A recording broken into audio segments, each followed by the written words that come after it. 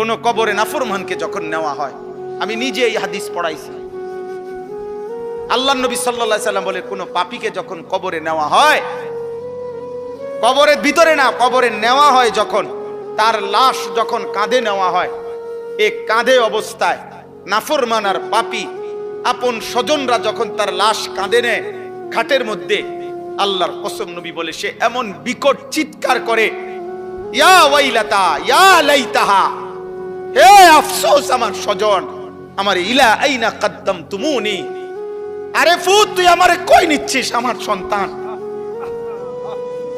আমার ভাই, তুই আমারে কান্দে নিয়ে ওদিকে নিচ্ছিস কেন? মনে আমারে মাইরা ফেলবে তো, আমারে কবরে দিস না রে আব্বা, আমারে কবরে দিস না, আমারে তো ফেরেশতা মাইরা ফেলবে, আমারে তো শেষ করে ফেলবে, আমারে দিস না। এইভাবে স্বজন নিজের স্বজন ডাকে যে, কারণ আপন জনরাই তো লাশ কাঁধে নেয়, আপন জনদেরকে ডাক দে, আব্বা এটা করিস না, আব্বা আমারে নিস না ওইদিকে। আল্লাহর নবী বলেন পৃথিবীর সমস্ত মানুষ যদি একসাথে শুনতো, এক মাঠে দাঁড়াইয়া একত্রে, খোদার কসম নবী বলছে আদম থেকে ইসরাফিলের ফু পর্যন্ত সমস্ত মানুষ যদি এক মাঠে থেকে একবার জীবনে এই পাপীর চিৎকার একবার শুনতো, আল্লাহর নবী বলেন লাসাইকা, তাহলে সমস্ত মানুষ একসাথে চিৎকার দিয়া বেহুশ হয়ে যাবে।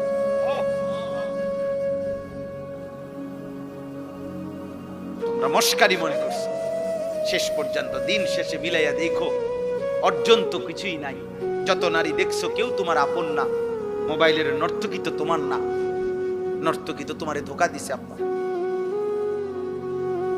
নর্তকী তো তোমারে ধোকা দিছে, সিনেমার নর্তকী তো তোমার না, রাস্তার বেপর্দা মেয়েটা তো তোমার না, তোমার কিচ্ছু না, সে তো রূপ যৌবনের ফেরি করে। হ্যাঁ, অস্থির ছবি যারা দেখো বাবা, কি দেখছো, কাকে দেখো? তোমার ক্ষয় ছাড়া, তোমার ব্যয় ছাড়া আয় কি? মোবাইল গেল, এমবি গেল, চার্জ গেল, টাকা গেল, কোমরের ক্ষমতা গেল, হারাম বীর্যপাত হইল, লজ্জাস্থানের সক্ষমতা নষ্ট হইল, শেষ পর্যন্ত একদিন পঙ্গু, অচল ছাড়া, ধ্বজভঙ্গ ছাড়া আর কি? আমি খোলামেলা বললাম, কত শত যুবক, কয় শ, আমি চ্যালেঞ্জ করলাম, তুমি শুনবা, আমার কাছে আছে, আমার কাছে হোয়াটসঅ্যাপে জমা আছে, এমন শত শত বাংলাদেশের ছেলে, তাগড়া জোয়ান ছেলে, পৃথিবী জানে এমন জোয়ান ছেলে সুন্দর, কিন্তু নারী দেখতে দেখতে, অশ্লীল ছবি দেখতে দেখতে যাদের পুরুষত্ব নাই, যৌবনের সক্ষমতা নাই, এই হাইওয়ান অস্থির আর উলঙ্গ ছবির পাল্লায় পড়ে ভিতরের জীবন শেষ। আখেরাত তো নাই, আখেরাত তো পরের খবর, এটা তো নাই কিছু, দুনিয়াও কিছু। যেই কোন মানুষ চ্যালেঞ্জ করলাম বেটা, বাংলাদেশের প্রতিদিনকার পত্রিকা, বাংলাদেশের প্রতিদিনকার চ্যানেলের খবর তোমরা প্রত্যেকেই দেখো, কি পরিমাণ পরকীয়া বাংলাদেশে বেড়ে গেছে। এর কারণটা কি? কারণ এই স্বামী এই স্ত্রীতে তৃপ্ত না, এই স্ত্রী এই স্বামীতে তৃপ্ত না, আর কোনো কারণ নেই। কারণটা কি আব্বা? সব সব নারী দেখতে দেখতে, সব অস্থির ছবি দেখতে দেখতে, সব যৌন দৃশ্য দেখতে দেখতে টেম্পার সব শেষ। এই জন্য ওই মেয়েও, মহিলাও আরেক বেড়া খোঁজে, এই বেড়াও আরেক বেড়ি খোঁজে, কেউ কাউরি দিয়া তৃপ্তি হচ্ছে না। নাহলে এক এক দিনের বাংলাদেশের চারিদিকে দেখো, দেখো গিয়া খবর নাও, তোমরা খবর নাও, আর তোমার কাছে না থাকলে আমারে জানাও, আমি জানা তোমার কাছে খবর পাঠাবো, আমি একসাথ করে দেবো তোমার, এক সপ্তাহের রিপোর্ট, এক মাসের রিপোর্ট। পস্তাইতে হবে, আফসোস করতে হবে। বয়স্ক বাবারা আপনাদেরকে বলছি, আপনারা যাদের ছেলে নামাজ পড়ে না, সারা দিন রাত মোবাইল টিভি দেখে, খোদার কসম আপনারা এর খেসারত দিয়া, এই লজ্জা এবং বেইজ্জতি হইয়া এরপরে আপনারা চলে যেতে হবে। কবরে যাবার আগেই দেখে যাবেন আপনার ফ্যামিলির মধ্যে আল্লাহ শূন্য, আখিরাত শূন্য, এই হতাশার দুর্ভাগ্য নিয়ে কপালে, তারপরে যাই। হিম্মত থাকলে আজ ভেঙ্গে ফেলেন। 14 বছরের ছেলের মোবাইল ভাঙ্গা ফেলেন, তার সাথে যুদ্ধ করেন। আমার ঘরে মুসলমানের বাচ্চা, তুই আমার সন্তান মুসলমানের বাচ্চা যদি ঘুমাইতে হয় ফজরের নামাজ পড়তে হবে, নয়তো তোর মতো নাফরমান গলা ধাক্কা দিয়া বাইর করে দেন বেটা। যা নাফরমান বেটা, বাইর হ তুই বেটা, তুই আলাদা যা বেটা, তুই আলাদা কামাই কর। তোর মতো বেঈমান আমি খাওয়াইতে হবে কেন?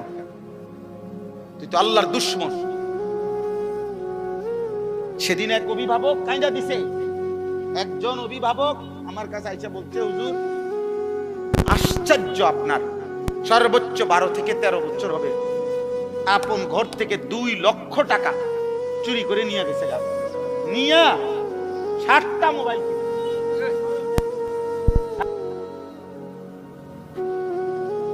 বলো আপা, এক ফার্নিচার দোকানদার, উনি বলছে হুজুর আমার 2.5 লক্ষ টাকা কষ্ট করে জমানো টাকা, আমি নতুন মাল উঠামো, আমার ফুতে আমার ক্যাশের টাকাগুলা নিয়া 3 দিনে অনলাইনে জুয়া খেললা। আমিও এখন কাঁদি, আমার ফুতেও কাঁদি। আমার জীবনের হুজুর আর কিছু নাই, পুঁজি নাই। আমি 2.5 লাখ টাকা, একটা গরিব মানুষের 2.5 লাখ টাকার পুঁজি ছোটখাটো বিষয়।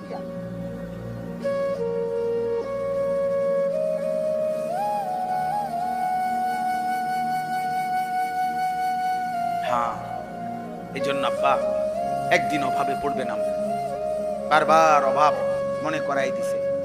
আল্লাহ আবার দয়া করছে, আবার দয়া করে, আবার দয়া করে, আবার ছাড় দেয়, আবার ছাড় দেয়, আবার ছাড় দেয়, আবার ছাড় দেয়। শুধু একটা মাত্র বিষয়, তেল একটু ঘাটতি, জনজীবনের কি অবস্থা, মানুষের উপার্জনের কি অবস্থা বলেন? কত মানুষের উপার্জন, আমি তো প্রায় বলছি যে কত ভাবছি।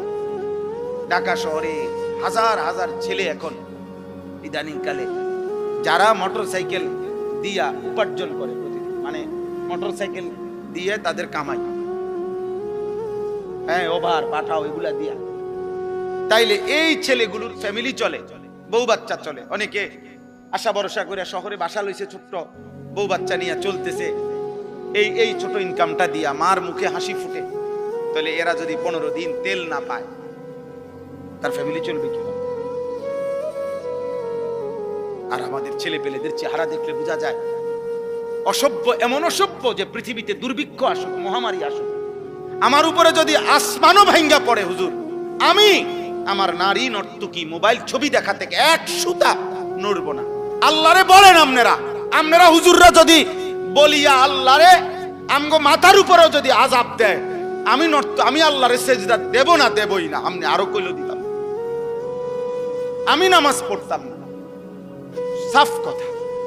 এই হলো তোমাদের অধিকাংশ ছেলের কলিজার ভিতরে তোমরা এমন শক্ত অবস্থান নিয়ে নিচ্ছ, মানে আল্লাহর সাথে, যে আল্লাহকে চ্যালেঞ্জ ঘোষণা করে দিলা আর কি, যে আপনারে দেখায় দেব, সেজদা আপনাকে দেব না। আপনি কি করতে পারেন?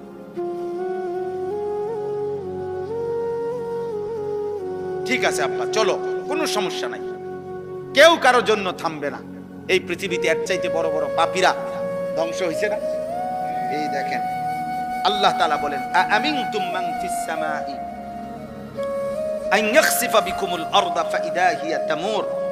আল্লাহ তাআলা বলেন, বান্দা, ওই আসমানের মাওলা রব আল্লাহ, তার থেকে তোমরা কিভাবে এতটা, হে পাপীরা, এতটা নিরাপদ কেমনে হয়ে গেলা? তোমরা কি জানো না ওই আল্লাহ চাইলে জীবন্ত মাটির নিচে দাফন করে দিতে পারে? তখন তো তোমাদের মতো নাফরমানকে মাটির নিচে নিয়া মাটি কাঁপতে থাকবে। এই পৃথিবীতে কোন পাপীকে আল্লাহ তাআলা মাটির নিচে দাফন করছেন? জীবন্ত করছেন না? হ্যাঁ, 2 জন, একটা ব্যক্তিকে, একটি জাতিকে। কারুনকে আল্লাহ তাআলা জীবন্ত মাটির নিচে দাফন করে দিয়েছেন। 2 নাম্বার হলো কওমে লূতকে, লূত আলাইহিস সালামের জাতি ঘুমন্ত ছিল, নাফরমান জাতিকে আল্লাহ তাআলা জীবন্ত জমিনের নিচের মাটি উপরে উঠাইয়া উপরের মাটি নিচে দিয়া সমান করে দিয়েছে। আমিনতুম মান ফিস সামাই আন ইউরসিলা আলাইকুম হাসিবা। এবার আল্লাহ তৃতীয় আয়াতে বলে, আমার বান্দারা, হে নাফরমান পাপী, হে মদখোর, নেশাখোর, গাঁজাখোর, সুদখোর, কিস্তিখোর, হারামখোর, বেহায়া, বেপর্দা নারী, সেজদা নাই, নামাজ নাই, হায় নাফরমান, ওই আসমানের আল্লাহ থেকে কেমনে নিরাপদ হয়ে গেলা? যিনি চাইলে, তুমি কি জানো না যে আসমান থেকে, উপর থেকে যিনি পাথরের বৃষ্টি বর্ষণ করে ধ্বংস করে দিতে পারে? তুমি কি জানো না সেটা? এরকম কাউকে করছে? কেউ কে করে নাই? আব্রাহার পুরা বাহিনীকে আল্লাহ তাআলা পাথর দিয়ে ধ্বংস করে নাই? ওই পাখি কি ফেলাইছে? ওয়া আরসালা আলাইহিম তায়রান আবাবিল তারমিহিম বিহিজারাতিম মিন সিজ্জিল। কোনদিন যদি আল্লাহর কোরআন তরজমা পড়তা তাই না বুঝতাম। আল্লাহ তাআলা তো বলছে প্রত্যেকটা সৈন্যর আল্লাহর ঘর ভাঙতে আসছে বেঈমান হাতির বাহিনী নিয়ে।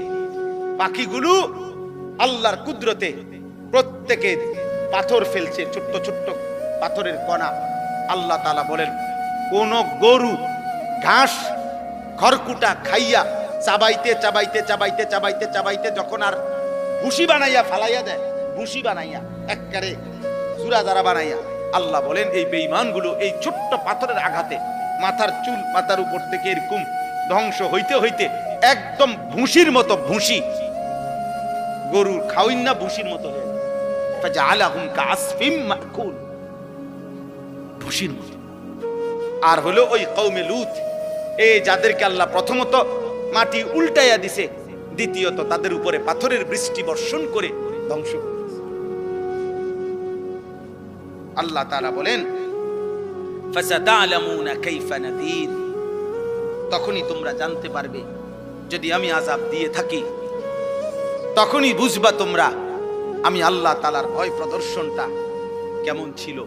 আমি তো শুধরাইতে চাইছিলাম, আমি তো ভয় প্রদর্শন করেছিলাম বান্দা, কিন্তু তুমি পাত্তা দাও নাই।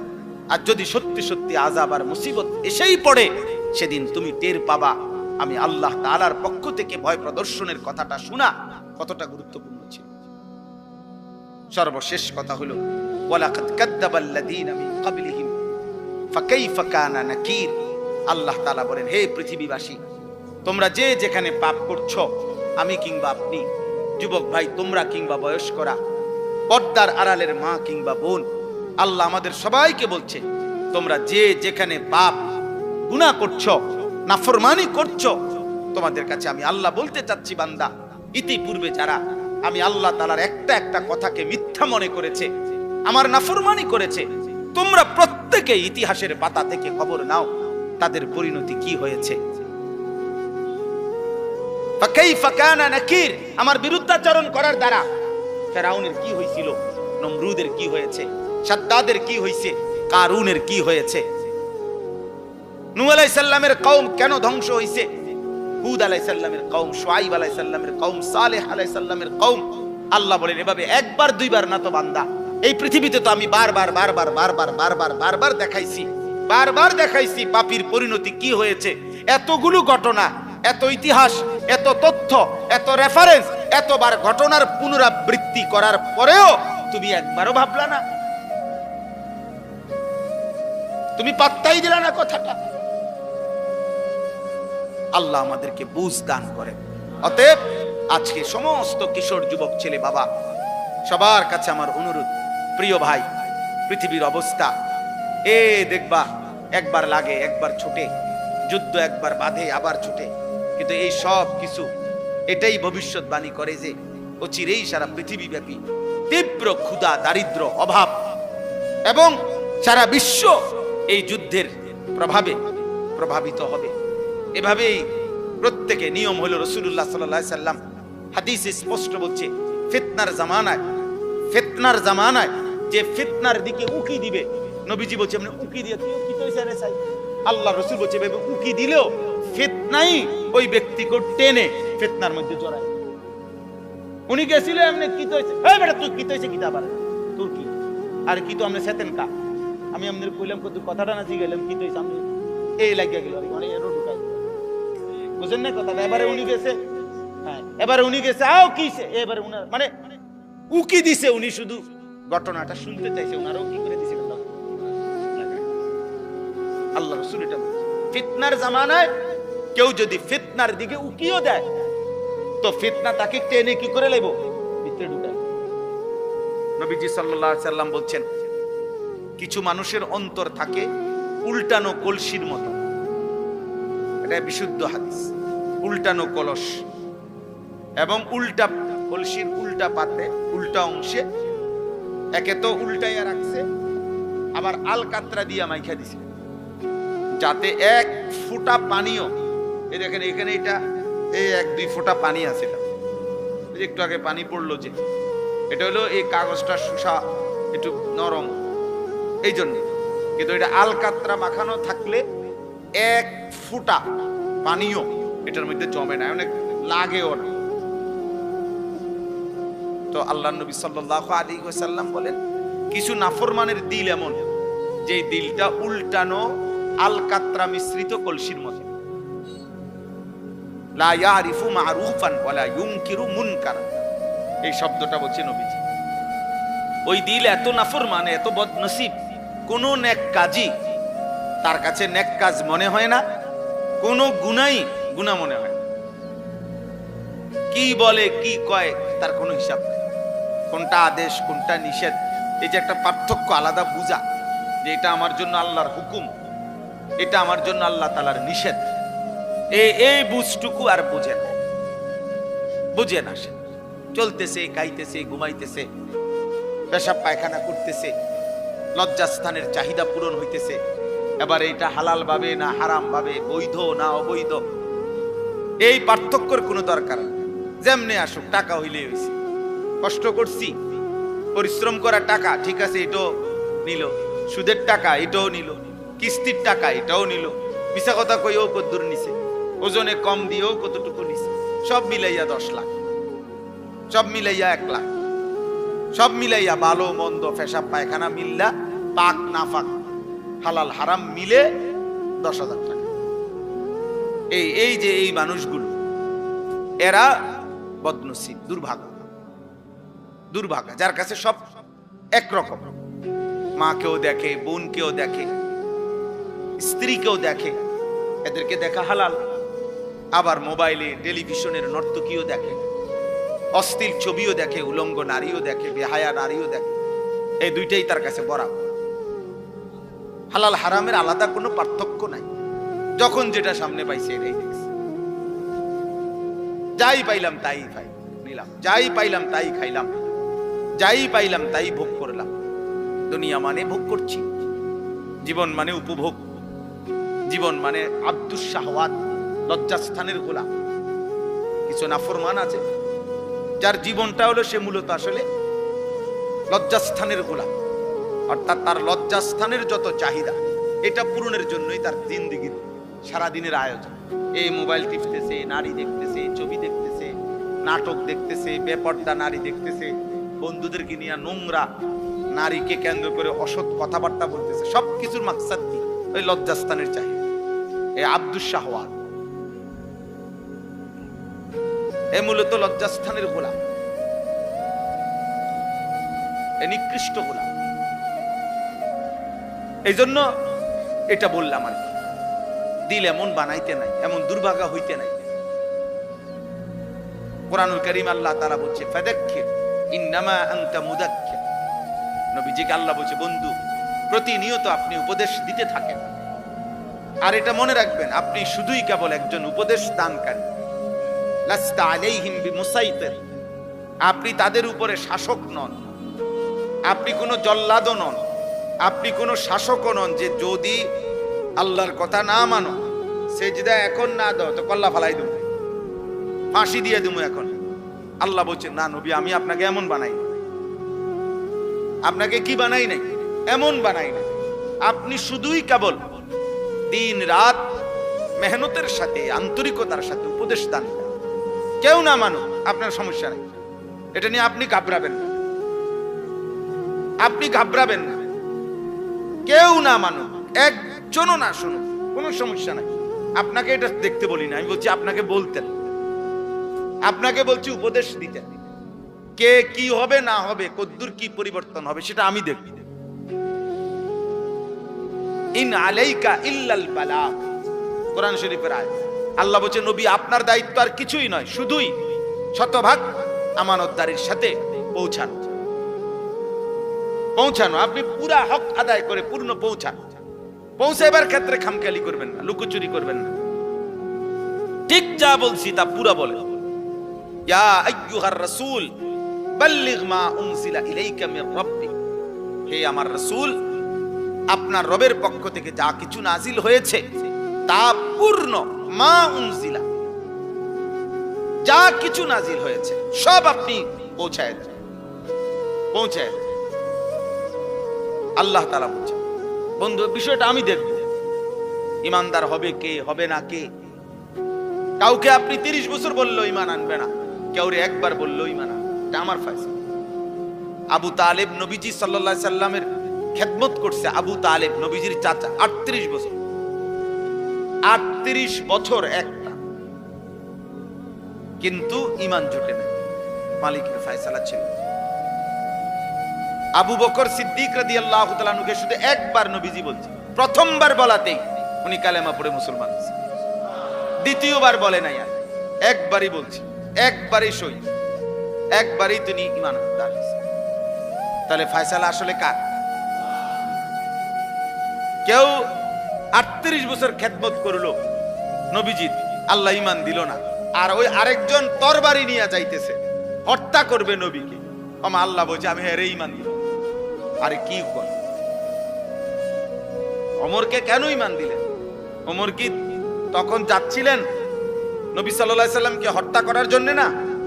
তো আল্লাহর ইচ্ছা হইছে, তাহলে এই অবস্থায় বুঝি ঈমান দেয়।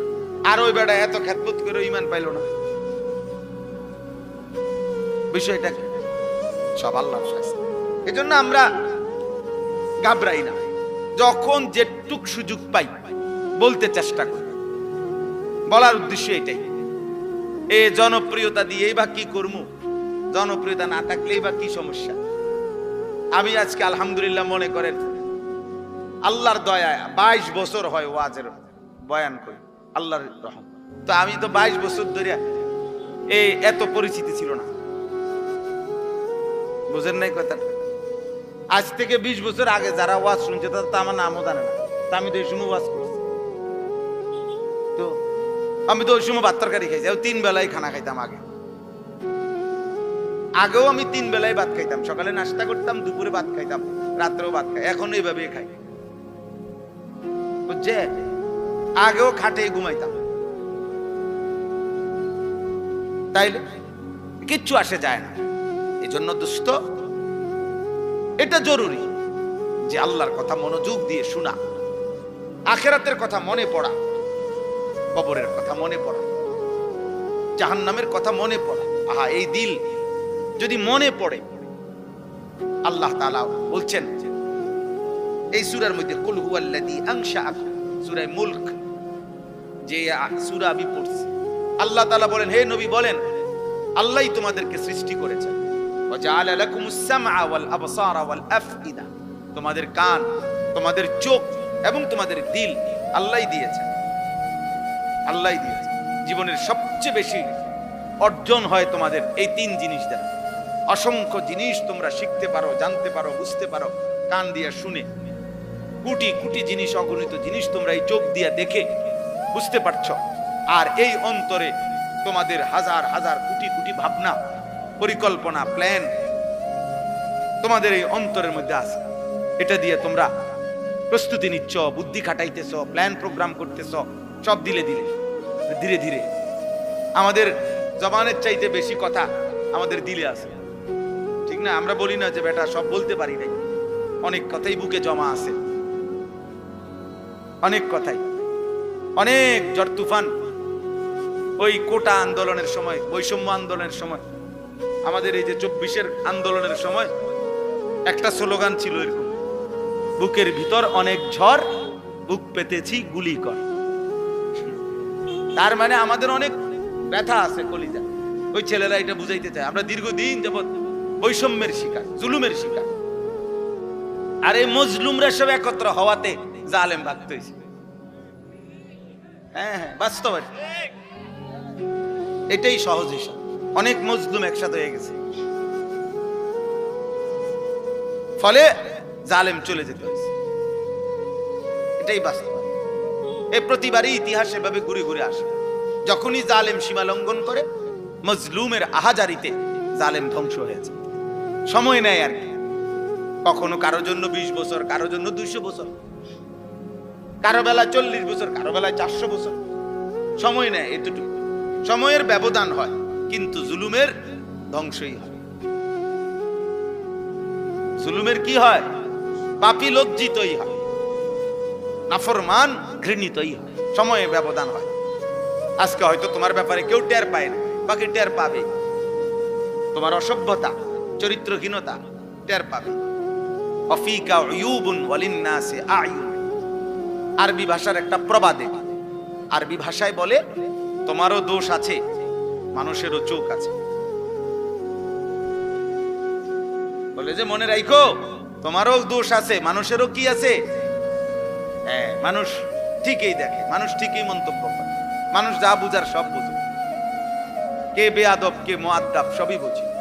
মানুষ জুনায়েদ বাগদাদির চোর কয় না, চোরের জুনায়েদ বাগদাদি কয়। তাহলে কাজে তুমি লম্পট নারী দেখবা, ছবি দেখবা, মোবাইলে অস্থির দৃশ্য দেখবা, আর মানুষ তোমাকে ভদ্র বলবে না? মানুষ কি চিরা খায় নাকি? মানুষ কি 3 বেলা চিরা খায় নাকি? মানুষ বুঝবে না। অতএব এটা জরুরি ভাই, সবার কাছে বলি, জীবনটা সুন্দর করা। আমি তাড়াহুড়ার জন্য চেষ্টা করি। মাওলানা সাহেব আরো কি বলতে চাইছে, হয়তো আরো একটু কিছু বলবে কথা, আমি এই জন্য বলতেও দেই না, হাত দিয়ে থামাই দিছি। বাকি কোরআনুল কালাম তেলাওয়াত তো শোনা দরকার। এই জন্য আবার কোরআন তেলাওয়াতের সময় উনি মাইক দিতে চাইছে, ওনারা আবার দমক দিছে। তো কোরআনুল কারীম তেলাওয়াত এত অনেক দাম। উনি যদি 1 ঘন্টাও তেলাওয়াত করে, ওটার দাম বেশি। আমার মতো 1 কোটি বক্তা কোরআনুল কারীমের তেলাওয়াতের সামনে 2 পয়সারও বিল নেই। কথা বুঝেন নাই? এজন্য ওইটা থামানোর কোনো সুযোগ নাই। আল্লাহর কোরআন, কোরআনুল কারীম তো সবচেয়ে শ্রেষ্ঠ। নবী সাল্লাল্লাহু আলাইহি সাল্লাম এক সাহাবীকে বলছেন, হযরত উসাইদ ইবনে হুযায়র রাদিয়াল্লাহু তাআলা আনহু, ওনাকে বলছেন নবীজি, ওয়ালাউ ক্বারা'তা লা আসবাহতা ইয়ারাহান নাস। মানে এক সাহাবী শেষ রাত্রে ওনার ছোট্ট ঘরে, কুড়ে ঘরে আল্লাহর কোরআন তেলাওয়াত করতেছিলেন তাহাজ্জুদ নামাজ। তো কোটি কোটি ফেরেশতা ওনার ঘরের উঠানে, এরকম উঠানের মধ্যে পুরা উঠানটা আলোকিত করে অন্ধকারকে ফেরেশতারা নামছে আসছে আল্লাহর কোরআন শুনতে। তো উনি ওনার ঘোড়াটাকে বাইরে নিয়ে বাঁধ দিতে গেছে, গিয়া দেখে ওনার উঠানটা আলোয় আলোকিত, চারিদিকে অন্যান্য সব জায়গায় অন্ধকার, কিন্তু ওনার উঠান যেটুকু, এটুকু আলো আর আলো, অগণিত আলো। সকালবেলা তিনি নবীজির কাছে বলছি, ইয়া রাসূলুল্লাহ, গভীর রাতে আমি আল্লাহর কোরআন পড়তেছিলাম, তো এরই মধ্যে আমার ঘোড়াটা নড়াচড়া করছিল। আমি এই জন্য ঘোড়াটা তেলাওয়াত বন্ধ করে বাইরে ঘোড়াটা বাঁধ দিয়ে আসতে গেছি। বাইরে বাঁধতে আসতে ঘর থেকে দেখি আমার উঠানটা আলোয় আলোয় ভরপুর অবস্থায় ছিল। এই তখন নবীজি কথাটা বলছেন, ওয়ালাউ ক্বারা'তা লা আসবাহতা ইয়ারাহান নাস। হায় সাহাবী, কি করলে? তুমি থামলা কেন? আহা, যদি তুমি আজকের ভোর পর্যন্ত, আলো উঠা পর্যন্ত আল্লাহর কোরআন তেলাওয়াত করতা, তাইলে কোটি কোটি তিলকাল মালাইকাতু, তারা ফেরেশতা ছিল, তারা তোমার কোরআনুল কারীম শুনতেছিল। আমরা সবাই, তুমি যদি তেলাওয়াত চালু রাখতা, আমরাও সবাই এই কোটি কোটি ফেরেশতা দেখতে পেতাম, সব মানুষ দেখতে পেত। ইয়ারাহান নাস, লোকেরা দেখতে পেত আজকে সকালে যে জমিনের এক মাখলুক আল্লাহর বান্দা কোরআন পড়ছে, আর আসমানের ফেরেশতারা শুনতেছে। হ্যাঁ, যে ঘরে কোরআনুল কারীম তেলাওয়াত হয়, আল্লাহর নবী সাল্লাল্লাহু আলাইহি ওয়াসাল্লাম বলছে, শয়তান সেখান থেকে তৎক্ষণাৎ দূরে সরে যায়। কেন এত গুনাহ হয়? কোরআনুল কারীম তেলাওয়াত নাই। যে মা বাবা, ছেলে মেয়ে নাতি দাদি কারো জবানে তো আল্লাহর কোরআন। এই জন্য ঘরের মধ্যে সবার চেহারা সুরত শুধু শুধু ফাঁকি ঝুঁকি, পাপের চিহ্ন। প্রত্যেকে প্রত্যেকের সুবিধা মতো গুনাহ করে। বাপে বাপের সমবয়সীদের সাথে গুনাহ করে, মা মার সমবয়সীদের সাথে গুনাহ করে, জিয়ে জিয়ের সমবয়সীদের সাথে গুনাহ করে, ফুতে ফুতের সমবয়সীদের সাথে গুনাহ করে। প্রত্যেকেই যার যার গ্রুপ বাছাই করে নিয়েছে, যার সমবয়সী নিয়া গুনাহ করে। বুড়া মেয়ে আরো 5-6 জন বুড়া লইয়া এই যে বিড়ি খাইতেছে, উনি ওনার তালে আছে।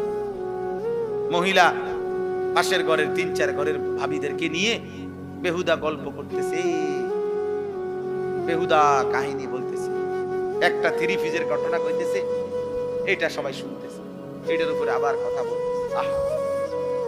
অথচ প্রত্যেকের গায়ে জামা আছে, প্রত্যেকেরই এগুলো আছে, বেহুদা বলতেছে। অথচ আল্লাহ নবী সাল্লাল্লাহু আলাইহি সাল্লাম বলেছেন, লা তাজআলু বুয়ুতাকুম মাকাবির, তোমরা তোমাদের ঘরগুলো কবরস্থান বানাইও না,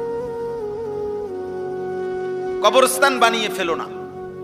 ফা ইন্না শাইতানা ইয়ানফুরু মিনাল বাইতিল্লাযী তুকরাউ ফীহি সূরাতুল বাকারা, যেই ঘরে সূরা বাকারা তেলাওয়াত করা হয়, নবীজি বলেন তৎক্ষণাৎ ওই ঘর থেকে শয়তান দূরে সরে যায়। কুরআনুল কারীম তেলাওয়াত করলে শয়তান সরে যায়। আব্বা, তোমাদের অনেক ছেলে আছো মাশাআল্লাহ, সবার কাছে বলি, যতক্ষণ পর্যন্ত আল্লাহ না চিনবা, রাসূল না চিনবা, আল্লাহর কোরআন ধরতে না পারবা, ততক্ষণ জিন্দেগি সুন্দর হবে না, সুন্দর হবে না।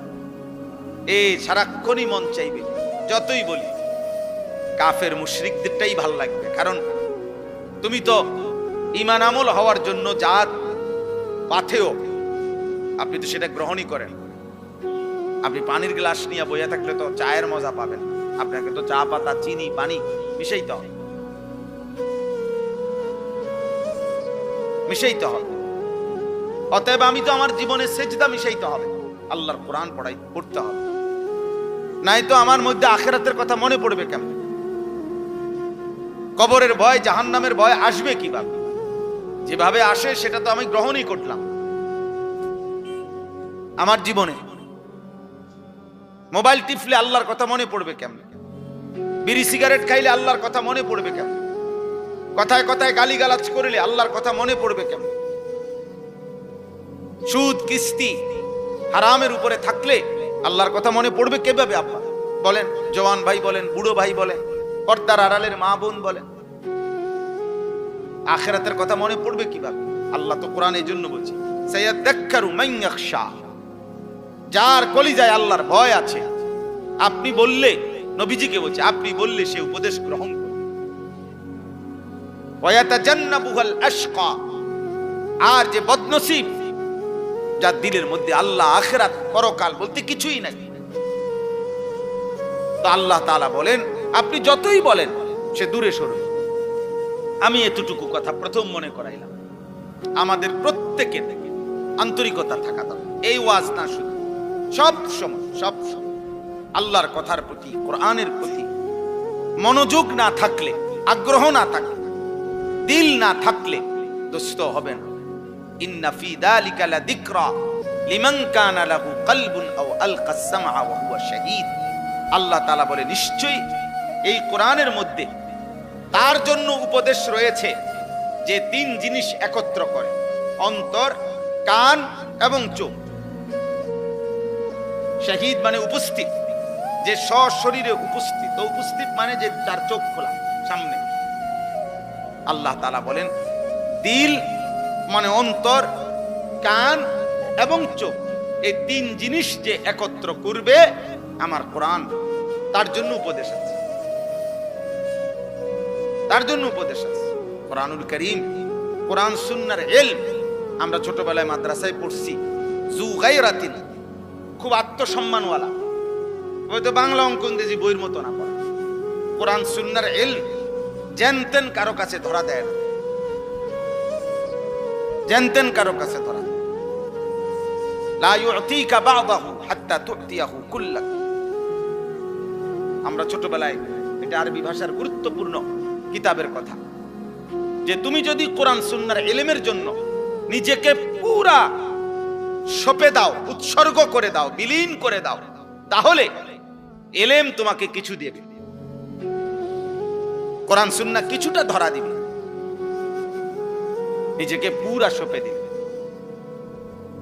এই আমি এখন একটা ছোট্ট মাদ্রাসায় এশার নামাজ পড়ছি, ঢুকছি, একটা ছোট্ট একটু কথা বলছি 5 মিনিট এশার নামাজ পড়তে গিয়ে, তো এই করে এটাই বলছি শুধু এক কথা, যে আব্বা আশা আজীবন দোয়া করবা আল্লাহ যেন তোমারে মৃত্যু পর্যন্ত কোরআন সুন্নাহর ইলমের রাস্তায় রাখে। এক পড়লাম, পড়াইলাম, শিখলাম, শিখাইলাম, এমনি যেন চলে। কারণ ইলমের এই রাস্তায় মৃত্যু পর্যন্ত কেউ যদি থাকে, খোদার কসম নবীজি বলছে মৃত্যু হবে, জান্নাত শুরু হবে। যে পথ ইলমের, কোরআন সুন্নাহর, ওই পথ জান্নাতের। ভিন্ন রাস্তা বদলাইতে হবে, এক রাস্তা, এক রাস্তা। আমি এই জন্য অনেক সময় বললাম যে মাদ্রাসা ভিত্তি দিয়েই জান্নাতের রাস্তা। জান্নাতের রাস্তা কোরআন দিয়া, মাদ্রাসার ভিতরে দিয়া, বাজারের ভিতরে দিয়া না, চা দোকানের ভিতরে দিয়া না, কোরআন সুন্নাহর যেখানে চর্চা হয় ওর ভিতরে দিয়েই কি জান্নাতের রাস্তা। এ পথেই জান্নাত। যে পথে আল্লাহ, যে পথে রাসূল, যে পথে সুন্নাহ, যে পথে কোরআন, এ পথেই জান্নাত। এজন্য দোস্ত, সহজ কথা আমরা সবাই বলি, স্পষ্ট মনে রাখবে, আমরা যারা মাদ্রাসায় পড়ছি আমাদের তো গন্তব্য আখিরাত। এই জন্য আমরা এখানের হিসাব কিতাব মিলাই। দুনিয়া আমাগরে মূল্যায়ন করে না করে নাই, আমাদের সামাজিক মর্যাদা আছে না নাই, আমাদেরকে জেনারেল শিক্ষিতরা সম্মান করে না করে না, আমাদেরকে সরকার মূল্যায়ন করছে না করে নাই, আন্তর্জাতিক বিশ্ব আমাদেরকে মূল্যায়ন করে না না করে, কিচ্ছু না। আমি তো আমার অর্জন জ্ঞান আমি এই জন্য নেই নাই তো আব্বা, আমি নিছি আখিরাতের জন্য। তো আমি এনে থাইমা গেলে তো হবে না। এই জন্য হাদিসের মধ্যে আছে নবীজি সাল্লাল্লাহু আলাইহি সাল্লাম দোয়া করতেন, আল্লাহুম্মা লা তাজআলিদ দুনিয়া আকবারা হাম্মিনা। আল্লাহ আমারে এমন বানাইয়েন না যে দুনিয়াই আমার প্রধান একমাত্র পেরেশানি, আমার দুনিয়া নিয়া, এরকম আমার জীবন বানাইয়েন। ওয়ালা মাবলাগা ইলমিনা, আল্লাহ আমার জ্ঞানের শিখার চূড়ান্ত প্রাপ্তি শুধু দুনিয়া এমন বানাইয়েন। ওয়ালা গায়াতা রাগাবাতিনা, আল্লাহ আমার জীবনের স্বপ্ন, ইচ্ছা, আকাঙ্ক্ষা, পরিকল্পনা, আশা সবকিছুই শুধু দুনিয়া সাজানো এরকম বানাইয়েন। নবীজি দোয়া করলেন, আল্লাহ আমি যেন এখানে থেমে না যাই, আমি তো থামবো আখিরাতে, আমি তো থামবো আল্লাহর সামনে, আমি তো থামবো মিজানের সামনে, আমি তো থামবো ফুলসিরাতের সামনে, আমার চূড়ান্ত থামবো জান্নাতে। কোথায়? জান্নাত। এজন্য একজনই বুঝে, একজনকেই বললাম। আল্লাহ তাআলা আমাদেরকে বলছেন যে বান্দা গোটা পৃথিবী ঘোরো, তামাম জমিন ঘোরো, কোনো সমস্যা নাই, কিন্তু তোমাকে ফিরতে হবে আখিরাতে, আল্লাহর কাছে। এটা মনে রেখো, এই কথা ভুলে যেও না। এই কথা ভুললে আর জীবন থাকে না, এই কথা ভুললে আর মানুষ থাকে না, হাইওয়ান হয়, জানোয়ার হয়। যে গন্তব্য চেনে না সে জানোয়ার। জানোয়ারের কোনো গন্তব্য নেই। কোনো গরু জানে না তার শেষ ঠিকানা কোথায়, কোনো ছাগল জানে না তার শেষ গন্তব্য কোথায়, কোনো কুত্তা জানে না তার গন্তব্য কোথায়, কিন্তু ঈমানদার জানে আমার গন্তব্য জান্নাত। এজন্য যে গন্তব্য চেনে না, একদিক দিয়ে খায়, আরেক দিক দিয়ে পায়খানা করে, একদিক দিয়ে নারীর অশ্লীল ছবি দেখে, আরেক দিক দিয়ে লজ্জাস্থানের চাহিদা পূরণ করে, এই যে জন্তু জানোয়ারের আখলাক, এটা তো মানুষের জীবন না। এজন্য আমাকে ফিরতে হবে আল্লাহর কাছে। এই কথাটাই আল্লাহ এখানে বলছে। সূরা মুলক 29 নম্বর পারা, 67 নম্বর সূরা, অনেক ফজিলতপূর্ণ একটি সূরা কোরআনুল কারীমের। এই সূরার মধ্যে মোট 30টা আয়াত আছে। এখান থেকে মাঝখান দিয়া 15 নম্বর আয়াত থেকে আমি পড়ছি। আল্লাহ তাআলা বলেন, হুয়াল্লাযী জাআলা লাকুমুল আরদা যালুলান। বান্দা শোনো, আমি আল্লাহ এই গোটা পৃথিবীর সবটা জমিন মাটি আমি আল্লাহ তোমাদের অধীন ব্যবহারের উপযোগী আমি করে দিয়েছি। এই জমিন, এই মাটি, আমনে কোনসে আমরা যদি জিজ্ঞাসা করি যে আপনি তো বলবেন যে এটা প্লাস্টিক দিয়ে বানাইছে, এটা কাগজ দিয়ে বানাইছে, এটা যন্ত্রাংশ দিয়ে বানাইছে, কিন্তু মাটি কি দিয়ে বানাইছে? তো মাটি সব বলে মাটি দিয়া হয়েছে, তো মাটি বানাইছে কি দিয়া?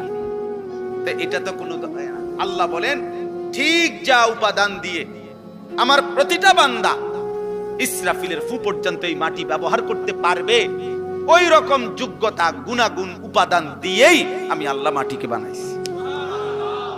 এমন বানাই নাই যে পানি বানায় ফেলছি তাইলে মাটি থাকবে কই। এমন নরম বানাই নাই যে পাও যদি বারবার ফোমের মতো ডাইব্বা যায় তাইলে আমার বান্দার ভারসাম্য থাকবে কিভাবে। আবার এমন শক্ত পাথরের মতো বানাই নাই তাহলে আমার বান্দার জন্য ফল ফসল খাদ্য জমিন থেকে উৎপন্ন হবে কিভাবে। আমার বান্দার ঘর দুয়ারের খুঁটি মাটির নিচে কিভাবে পুঁতবে, গাড়বে কিভাবে। আল্লাহ বলেন অতএব তার যাবতীয় প্রয়োজন পূরণ হবে যেই গুণাগুণ থাকলে মাটিতে, যেই যোগ্যতা থাকলে ওই রকম গুণাগুণ যোগ্যতা ওই রকম বৈশিষ্ট্য দিয়েই আমি আল্লাহ মাটিকে জমিনকে তোমাদের অধীনস্থ করে দিয়েছি। দালুলান ফামশু ফি মানাকিবিহা। আমার বান্দা, এই যে আমি কিন্তু শেষ করে ফেলুম এখনই ওয়াজ, কাজে যারা শুনতেছেন মনোযোগ দিয়ে শুনেন। আল্লাহ তাআলা বলতেছেন অতএব হে আমার বান্দা, জমিন পুরাটা কিন্তু আমি তোমাদের অধীন করেছি। আজ এই জমিনে কি সুন্দর বসতে পারছো। আলাম নাজআলিল আরদা মিহাদা। আল্লাহ বলে বলো না বান্দা, এই জমিন আমি কি বিছানা বানাই নাই? এই যে মাটির বিছানা আমরা এখন কতটা সুন্দর ভাবে এতগুলো মানুষ বসতে পারছি। এটা যদি খাট দিয়া সিস্টেম করন লাগতো অনেক পেরেশানি হয়ে যেত। এটা যদি সবার জন্য চেয়ার দিয়া সিস্টেম করতে হইতো অনেক ব্যয়বহুল হইল। ব্যয়বহুল হবে না? এতগুলো মানুষের জন্য যদি চেয়ার দিতে হয় অনেক খরচ বেশি হবে কিনা? সবার জন্য খাট চকি যদি দিতে হয় ব্যয়বহুল হবে কিনা? আল্লাহ বলেন এমন সুন্দর মাটি বিছানা করে দিয়েছি যে তোমরা আরামসে সবাই বসতে পারছো। এমন সুন্দর জমিন, যে জমিনে প্রতিবার ফসল উঠবার পরে আবার চাষ করলে নতুন ফসলের নতুন উৎপন্ন হওয়ার উপযোগী করে দিচ্ছি। সব আমি করছি। বা ফামশু ফি মানাকিবিহা। অতএব তুমি আমার এই জমিনের, আমার এই পৃথিবীর, আমার এই মাটির যেখানে মন চায় সবটা তোমার জন্য দিলাম। তোমার যেই কোথাও মন চায় তুমি ভ্রমণ করো, তুমি হাঁটো, তুমি ঘোরাফেরা করো, তুমি চলাফেরা করো। তুমি দেশে থাকো, মন চাচ্ছে বিদেশ, যাও বিদেশে যাও। গ্রামে থাকো নয়তো শহরে থাকো, আপনজনের কাছে থাকো, অন্যের কাছে থাকো, যেখানেই যাও বান্দা কোনো অসুবিধা নাই, আমি নিষেধ করছি না। কারণ গোটা জমিন আমার, সবটা জমিন আমি তোমার জন্য দিলাম। অকুলু মির রিজকিহি, এবং আমি আল্লাহর দেওয়া রিজিক সব তোমাদের জন্য। এই আসমান, এই জমিন, এই চন্দ্র সূর্য গ্রহ নক্ষত্র, খাদ্য ফসল ফুল ফল, স্ত্রী সন্তান, জায়গা জমি, অর্থ রোজগার উপার্জন, এই সবকিছু রিজিক। সবকিছু, শুধু পাত্রে কি বলে না, রিজিক বলে। এক মানুষ দুনিয়ার হায়াতে আল্লাহর পক্ষ থেকে যা কিছু পাচ্ছে সব রিজিক। স্ত্রী এটাও রিজিক, ছেলে মেয়ে এটাও রিজিক, আলো বাতাস এটাও কি রিজিক। সব রিজিক আমাদের। মানে আমরা দুনিয়ার হায়াতে যা পাচ্ছি সব রিজিক। আল্লাহ বলেন ওয়াকুলু মির রিজকিহি, তোমরা সবাই আমার দেওয়া রিজিক থেকে খাও, ভোগ করো, ব্যবহার করো, কোনো অসুবিধা নেই। জমিন তোমাকে দিলাম তোমার অধীন করে, তুমি জমিনের যেখানে মন চায় সেখানেই বসবাস করো, চলাচল করো, তুমি যেখানে মন চায় যাও। আমার দেওয়া রিজিক সব আমার রিজিক তুমি তালাশ করো, বক্ষণ করো, তোমাকে অনুমতি দিলাম। শুধু আল্লাহ বলে বান্দা তুমি খাও কিংবা ঘুমাও, হাঁটো কিংবা চলো, ঘরে কিংবা বাইরে থাকো, দেশে কিংবা বিদেশে থাকো, শহরে কিংবা গ্রামে থাকো, রাতে কিংবা দিনে থাকো, একাকী কিংবা সবার মাঝে থাকো, সর্বাবস্থায় আমার জমিনের মধ্যে থাইকা শুধু একটা একটা কথা মনে রাখবা, ওয়া ইলাইহিন নুশুর, আমি আল্লাহর কাছে ফিরতে হবে। থাকতে থাকতে যদি 1000 বছরও থাকো, তারপরও ফিরতে হবে।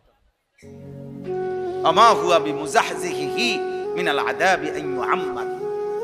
কোরআন কারীমে আছে, প্রত্যেক পাপী নাফরমান মনে মনে কল্পনা করে, হায় যদি 1000 বছর হায়াত পাইতাম। আল্লাহ বলে, আচ্ছা ধরে নাও, দিলাম, ধরে নাও তোমাকে দিলাম আমি বান্দা 1000 বছর, কিন্তু তুমি শুধু বলো তো 1000 বছর পরে হলেও তোমাকে কবর, মৃত্যু এবং নাফরমানির শাস্তি, আযাব, সেটার থেকে তুমি তোমাকে মুক্ত করতে পারবা কিনা, সেটার থেকে তুমি তোমাকে ফেরাইতে পারবে? বলো, আপনি এটা বলতে পারবেন নি হুজুর আর 5টা বছর যদি হায়াত পাই তাহলে আল্লাহর রহমতে যেমনে গুছাইতে আসি, আশা করি 5টা বছর আর সুযোগ পাইলে আজরাইলের আব্বাও আমার কাছে আসতে পারবে না, এমন ব্যবস্থাপনা আছে কি কারো কাছে? তাইলে আমেরিকা, ইসরায়েল বহুদিন আমেরিকা যুদ্ধ লাগে না মনে করছে অনেক কিছু আছে এক কাছে, অন্ধে যে কিচ্ছু নাই, বেল নাই। হ্যাঁ, এই বুড়া শয়তান, এই দাজ্জাল, এই ফেরাউন ট্রাম্প, এই বেঈমান কাপুরুষ প্রতিদিন দিনে যাই হুমকি ধুমকি দেয়, রাতে সারা পৃথিবীর সাথে যোগাযোগ করে কেমনে থামবে। বুঝেন নাই? এজন্য এটাই বাস্তবতা। আল্লাহ তাআলা বলে, বান্দা ওয়া ইলাইহিন নুশুর, শুধু এই কথা মনে রেখো তোমাকে ফিরতে হবে। ওয়া ইলাইহি তুরজাউন, আল্লাহর কাছেই তোমাদেরকে ফিরতে হবে। ওয়া ইলাইহি তুহশারুন, আল্লাহর কাছেই তোমাদেরকে জমা হইতে হবে। ওয়া ইলাইহিল মাসির, আল্লাহর কাছেই তোমাদের প্রত্যাবর্তন। এভাবে বহু আয়াত আছে কোরআন, বহু আয়াত। আমরা ঘুম থেকে জাগলে দোয়া পড়ি, আলহামদুলিল্লাহিল্লাযী আহইয়ানা বাদামা আমাতানা ওয়া ইলাইহিন নুশুর। অর্থ হইল, আল্লাহ প্রত্যেকবার এই ঘুমাইলাম, আমি তো মরেই গেছিলাম। কারণ মানুষের প্রত্যেক ঘুমের সময় আল্লাহ তাআলা তার রুহু দেহ থেকে আলাদা করে ফেলে। এটা কোরআন শরীফের আয়াত, সূরা জুমার 24 নম্বর পারায় আছে, প্রত্যেক বান্দা মৃত্যুর সময়, ঘুমের সময় যতবার ঘুমায় ততবার তার রুহু তার দেহ থেকে, আব্বা তুমি বাবা উঠে যাও, আব্বা কিন্তু উঠো, ওঠ বেটা, ওঠ, যা বেটা, যাও দুজন যাও, তুমিও যাও, যাও এখান থেকে, উঠো, বাইর হও বেটা। দেখেন মুসলমানের সন্তান কয় বছর বয়স? 80 বছর। তাইলে 8 থেকে 10 বছর বয়সী যেই সন্তানের হাতে 2টা বড় মোবাইল দিছে যেই অভিভাবক, ওই 2 অভিভাবক এরা 100 জালেম। যদি মা হয় ওই মা জালেম, যদি বাবা হয় ওই বাপ জালেম। এই জালেম সন্তান নষ্ট করে দিল। কোন মাদ্রাসা কোন সন্তান নষ্ট করে নাই, কোন মক্তব কোন সন্তান নষ্ট করে নাই, কোন মসজিদের ইমাম কোন সন্তান নষ্ট করে নাই, কোন মাদ্রাসার ওস্তাদ কোনদিন নষ্ট করে নাই। গাফেল খামখেয়ালি অভিভাবক আজকে লক্ষ লক্ষ। আমি এই এখন এদিক দিয়ে আমরা আসতেছিলাম, আমাদের সবুজ মাস্টার আতাউর রহমান সবুজ মাস্টার, যিনি আমারে দাওয়াত দিছে, উনি সহ গাড়িতে বসা, উনি সামনে বসা, পুরাটা রাস্তা বলতেছে, বারবার উনি বলতেছে, হুজুর দেখেন, প্রতিটা মোড়ে প্রতি 5 হাত মোড়ে রাস্তার 2 পাশে ছেলেরা 7 জন 10 জন মোবাইল টিপতে। আহা, কোথায় মা, কোথায় বাবা, কোথায় অভিভাবক, কোথায় আল্লাহ, কোথায় রাসূল? কে বানাইলেন, কোত্থেকে আসলো, কোথায় যাবে? ঘুমাবে কার ঘরে গিয়া? মা কোথায়, বাবা কোথায়? কেউ কি জিজ্ঞেস করবে না? আব্বা ছিলা কোথায়? এশার নামাজ পড়ছো কোথায়? মাগরিবের নামাজ পড়েছো কোথায়? আহা, অনেক ছেলে তোমাদের, আমি সবসময় বলি রে আব্বা, অনেক ছেলে তোমাদের জীবনের একটা বড় দুর্ভাগ্য, একজন ভালো অভিভাবক পাওয়া। কেউ টেনে ধরে নাই। 365 দিনে খোদার 1 বছরে একদিনও ফজরের নামাজ পড়লা না, আহা বদ নসিব, এমন একটা মা তোর কপালে জুটলো না যে তোকে উঠায়, এমন একটা বাপ জুটে নাই। 365 দিনে কেউ তোমারে আল্লাহ চিনাই দিবে, আখেরাত মনে করাই দিবে।